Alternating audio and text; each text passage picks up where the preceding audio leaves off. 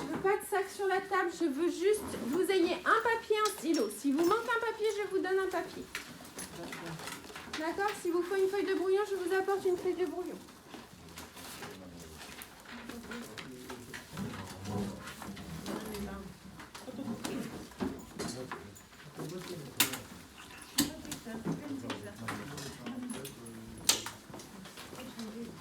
Qui a besoin d'un papier brouillon? Non, tout le monde a ce qu'il faut? Vous voulez un papier brouillon? Bien. Vous rangez les dossiers, s'il vous plaît. Je ne veux plus rien voir. Vous rangez tout. Hop. Voilà, vous avez préféré écrire là-dessus? D'accord. Ok, ça marche. Donc. Je pense à la porte, mais c'est bon? J'ai votre attention? Ok. Donc, je vais vous expliquer l'exercice suivant. Vous allez faire une présentation, mais ça va être une présentation croisée.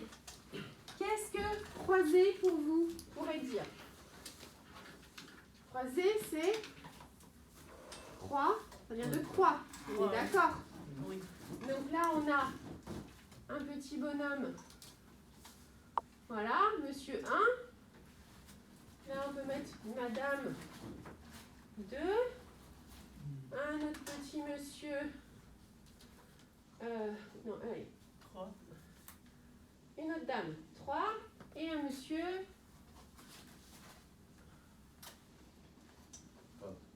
4. Merci. Donc, ça veut dire quoi? Qu'est-ce que c'est une croix? Qu'est-ce que c'est? Croisé. Croisé. Croisé. C'est-à-dire? Il y a un lien entre les quatre. C'est ça, même plus parce que vous êtes 11. Je n'allais pas faire une croix. Voilà. Voilà. Alors, en fait, ce qui va se passer, c'est que vous n'allez pas vous présenter vous-même, parce que ça, vous savez le faire, normalement, ou même si on peut l'améliorer, etc., on va travailler là-dessus. Mais là, l'exercice, c'est de présenter L'autre. c'est ça, quelqu'un d'autre. D'accord? D'accord. Donc, c'est d'avoir les informations qui vous nécessaires pour présenter l'autre. Donc, vous allez avoir un temps de préparation avec une autre personne pour échanger des informations afin de pouvoir le présenter. D'accord? Donc, vous ne parlez pas la même langue. Donc, l'exercice, c'est d'arriver à communiquer en français. Oui. D'accord? Vous pouvez éventuellement utiliser les feuilles, dessiner, faire des signes, enfin, utiliser tout ce qui vous passe par la tête pour échanger et transmettre des informations à l'autre personne.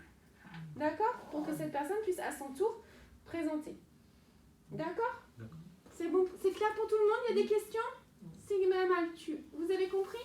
Ah oui. Oui? Ok. Donc, la présentation. Pour que ça soit simple,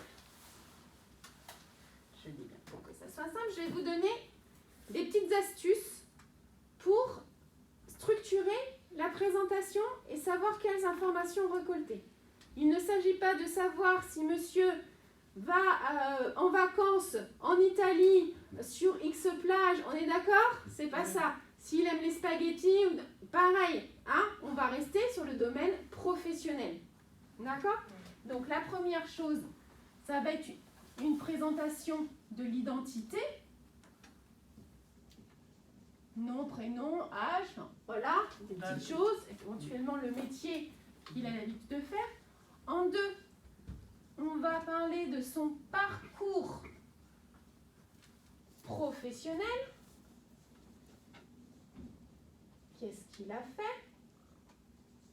D'accord? Ou s'il n'a pas fait, c'est-à-dire, on peut dire aussi, il n'a pas travaillé, mais il est allé à l'école, ou il a appris tel métier, ou etc., ou Oui. il a voyagé, c'est aussi une expérience, bref. Voilà, parce que même si le voyage, par exemple, le voyage c'est un petit peu délicat, c'est pas voyager pour le loisir, il y a des personnes qui voyagent, qui pour la culture. Des personnes du Tibet qui sont allées au Népal, qui ont appris l'anglais au Népal, etc. Ça fait partie de leur parcours professionnel puisque du coup, ils ont acquis une langue. D'accord? On n'est pas dans le voyage loisir, on est dans le voyage culturel. Donc ça peut être un peu intéressant à raconter dans le parcours. D'accord? Parce que quand on a voyagé, qu'on a vécu dans un pays, on a appris une culture différente et ça peut être un atout. Par exemple, si vous avez travaillé en Allemagne pendant 6 mois, c'est un atout parce qu'aujourd'hui, vous pourriez travailler dans le commerce avec des sociétés allemandes. Vous voyez, ouais. C'est un exemple, hein. Je vous donne ça, un guide d'exemple. Ensuite, 3, ça c'est le parcours professionnel. D'accord? Et ensuite, le projet professionnel. Quelle est la différence entre le parcours professionnel et le projet professionnel?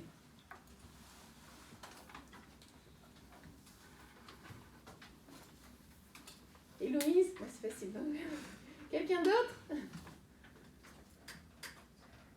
Quelle est la différence entre le parcours et le projet professionnel? Parcours, déjà passé par le Très bien.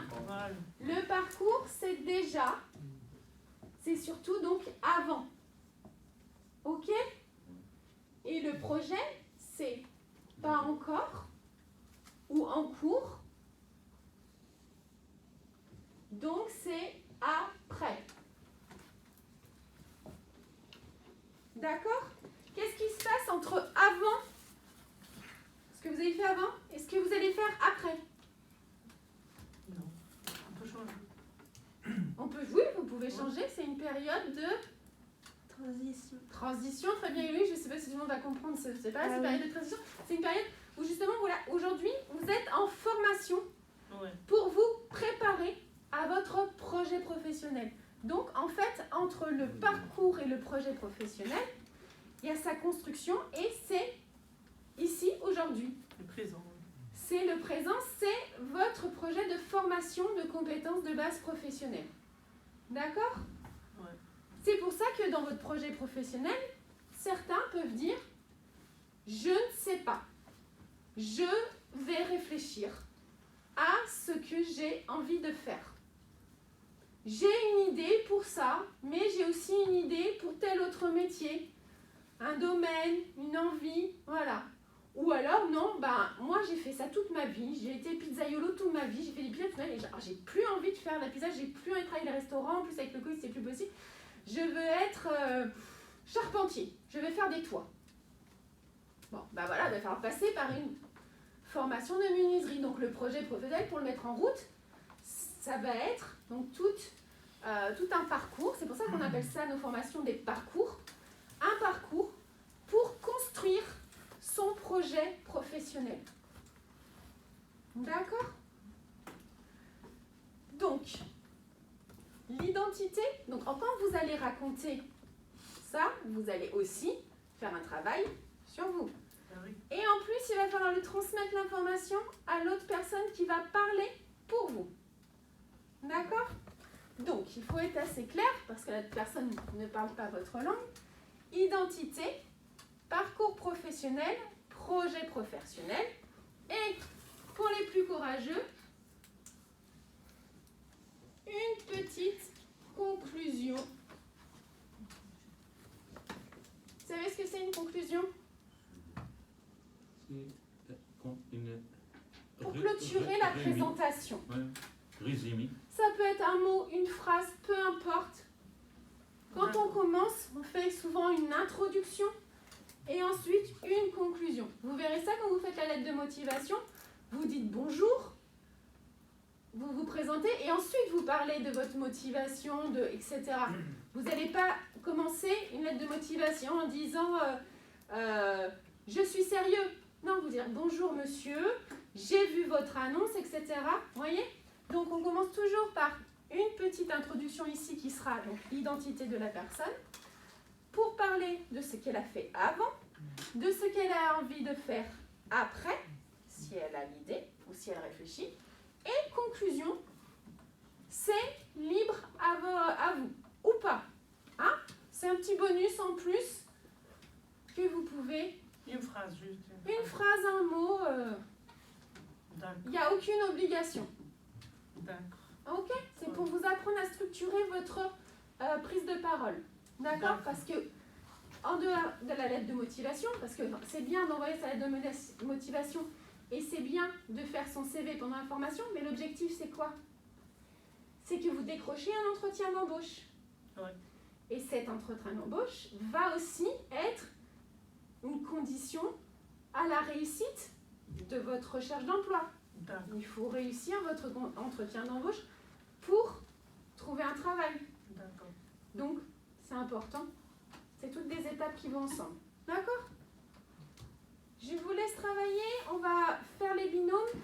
Faire en sorte, on va devoir déplacer les personnes de sorte qu'il n'y ait pas de personnes qui se parlent la même langue. J'ai pensé Donc, à ça. t'as déjà pensé, t'as déjà fait les... Ok, Ouais. vas-y, Mariam, je te laisse. En fait, on a 4 tibétains, on a 4 arabophones, je pense qu'on va les mettre. Ah bah très bien, oui, oui. Vous excellent. pouvez vous mettre par exemple avec monsieur. Vous, monsieur, vous pouvez vous mettre avec madame.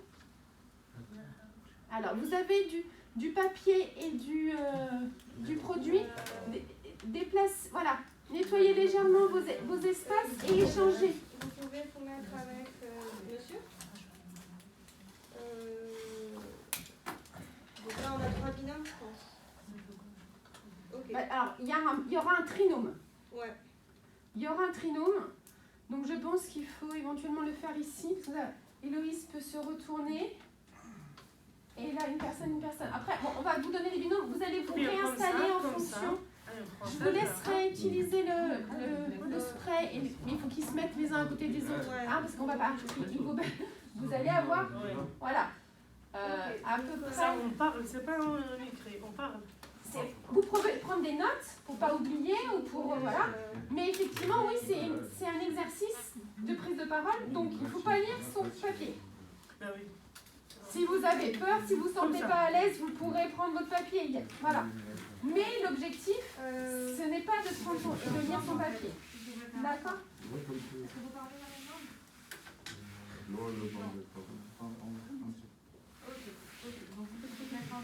D'accord. Pas d'anglais, hein? Un tout petit peu, allez, un tout petit peu, mais on ne veut pas l'entendre. D'accord. Donc il faut déplacer les tables ou pas? Alors, il faut qu'ils changent de place ou pas? Oui, on change de place. Alors, changez de place suivant ce que Mariam vous a dit. Faut faire. Héloïse, vous allez rester ici, je pense. Ouais, avec monsieur et. D'accord, on va échanger Ouais. comme ça. Madame, elle va être... Avec monsieur. On est avec monsieur, il est pas arabe. Il est Oui. arabe, et elle est française. Algérienne. Non, mais vous compreniez. Ah, Ouais, je comprends. On va inverser les... monsieur et madame ici. Voilà. Et donc, vous allez, madame, travailler avec Sima. Voilà, non, vous ne bougez pas. Ouais, ils vont travailler ensemble en fait. Qui va travailler ensemble? Monsieur et madame. D'accord. Bah alors, du coup, ils sont pas trois. C'est qui Les est trois, sont c'est trois? monsieur et Louise. C'est qui est le troisième? Héloïse. Oui. Monsieur. Et ah, ce monsieur-là. Oui. D'accord. Donc, c'est vous qui allez ici. Excusez-moi, je croyais que c'était vous qui allez dans le créneau. Excusez-moi. Et monsieur, il est avec. D'accord. madame. Ok, donc vous êtes avec monsieur. Ok, très bien. Monsieur. Faites-vous passer le spray, s'il vous plaît. ça va, maman? Voilà, vous revenez. Si vous avez changé de place, pensez à... Moi, je suis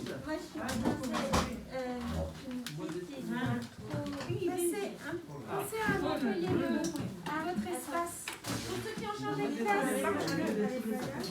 Voilà. Pour ceux qui ont changé de place. Ah, on parle pas, hein. On parle français. Je comprends. Voilà, super. Et je vais à la fin. Donc quand vous êtes à 3, alors, c'est la grosse difficulté. C'est que, alors, Héloïse, vous allez présenter monsieur. Monsieur va présenter monsieur. Donc on parle déjà comme ça. Monsieur va présenter Héloïse. Excusez-moi, je vais reprendre le prénom de la demoiselle. C'est plus facile. Votre prénom, excusez-moi.